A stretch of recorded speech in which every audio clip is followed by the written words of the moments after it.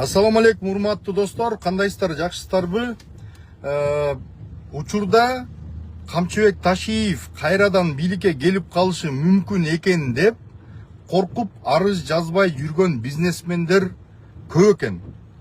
Мен ошол бизнесмендерге саясий сабаттуулуктан кичине кеңеш берип коеюн деп атам. Урматтуу туугандар, Камчыбек Ташиев кайра бийликке келбейт. Кайра мурдагыдай ГКНМны кармаган, кармаса колунан кан чыккан всемогущий Ташиев болбойт ал. Ошондуктан эч коркпой арызыңарды жазып, Ички иштер министрлигинин башкы тергөө башкармалыгына, тергөө кызматына кайрылып, арызыңарды жазып, акчаңарды өндүрүп алгыла. Эгерде акчаңар мамлекеттин кассасына кирип кетсе, анда ал мамлекетте калат. Ал акчага жол салынат, мектеп жана башкалар салынат. Ал эми чөнтөгүнө, Таймурастын чөнтөгүнө кирип кеткен, Шайырбек Ташиевке кирип кеткен, же болбосо Эду Питолорго кирип кеткен, же дагы Камчыбек Ташиевдин өзүнө кирип кеткен, же болбосо Жеңиш Токторбаев аркылуу кирип кеткен, же Каныбек Досмонбетов, дагы кимдер бар эле, ошолордун чөнтөктөрүнө кирип кеткен акчалар болсо, бардыгын мамлекет силерге, Ички иштер министрлигинин тергөө кызматы силерге алга берген акчаңарды кандай берсеңер ошондой кылып туруп, колуңарга карматып, акыйкаттыкты орнотот. Коркпогула. 3 миллионбу, 5 миллионбу, миллион долларбы, 2 миллион долларбы, 1 миллион долларбы мүлк менен бергенсиңерби, машина менен бергенсиңерби, эч коркпогула, арыз жазып, барып кайрылгыла. Мамлекет калыстыкты орнотуп берет, мен силерге айтып атам. Маалыматы бар адам болгон үчүн мен силерге айтып атам. Эч коркпогула. Жигитсиңерби, эркексиңерби, вообще коркпогула. Силердин салымыңар ошол. Мамлекеттеги акыйкаттыкты орнотууга кошкон салымыңар ошол болот. Коркпогула. Камчыбек Ташиевдин мурда колунда кубалдасы, таягы болсо, ал таякты, кубалданы президент алып койду. Сен акыйкаттуу бийлик жүргүзө албайт экенсиң. Сен мыйзамды бузат экенсиң, элдин укугун коргобой эле кордойт экенсиң. Сен ишкерлерди тонойт экенсиң деп туруп, колунан бийликти алып койду. Бүгүнкү күндө тергөө жүрүп атат. Арыз жазгандарга барып, акчаларын кайтарып ошо жакта жүрөт экен. Барыңар коркпой барып, арызыңарды жазып, алдырып койгон болсоңор, кайра кайтара алгыла мүлкүңөрдү. А эгерде мамлекетке кассасына кириштелген болсо, балким мисалы бирөөдөн 100 миллион сом алса, анын 50 миллиону мамлекеттин кассасына кирип, ал жана жолдорго, мектеп жана башкаларга жумшалып кетиши мүмкүн. Ал эми 50 миллиону чөнтөктөргө кетсе, ошол 50 миллионду мамлекет силерге кайтарып берет. Эшматка берсеңер, Эшматтан алып берет.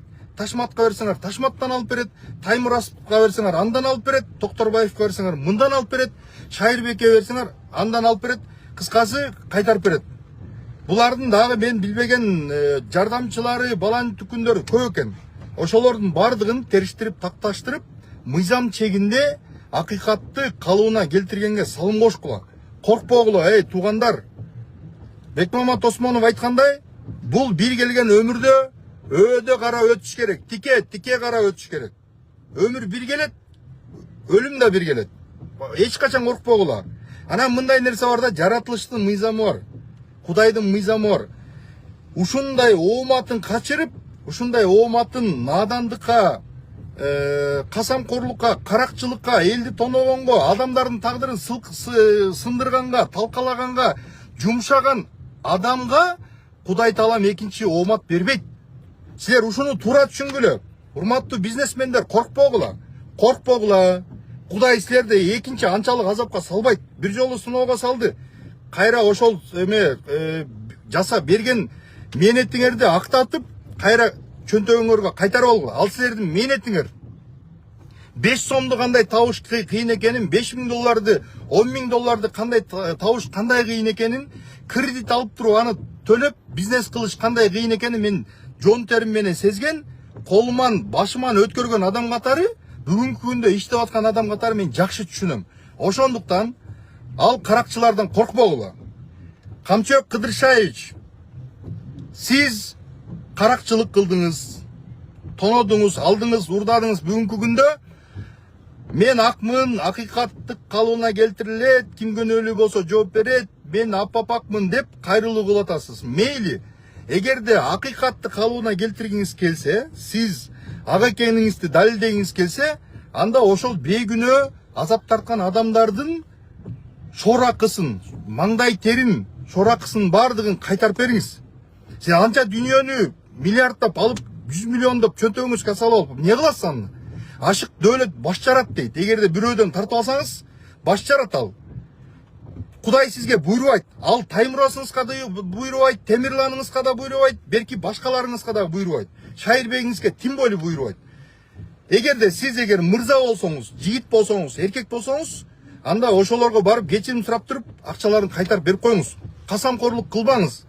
Кудай акыйкатты башкача кылып орнотуп коет. Эгерде сиз анчалык эле нахальство кыла берсеңиз, Кудай башкачасынан акыйкатты орнотуп коет сизге. Урматтуу бизнесмендер, кордук көргөндөр, зордук көргөндөр, мүлкүн алдыргандар, акчасын алдыргандар кайрылгыла. Эгерде чөнтөктөргө кеткен Камчыбек Ташиев жана анын подчиненныйларына, туугандарына, аялына, ЖМП туугандардын бардыгына чөнтөгүнө кетип калган акчалар болсо, бардыгын силерге мамлекет кайтарып берет. Эч коркпогула. Көңүл бурганыңыздар үчүн чоң рахмат.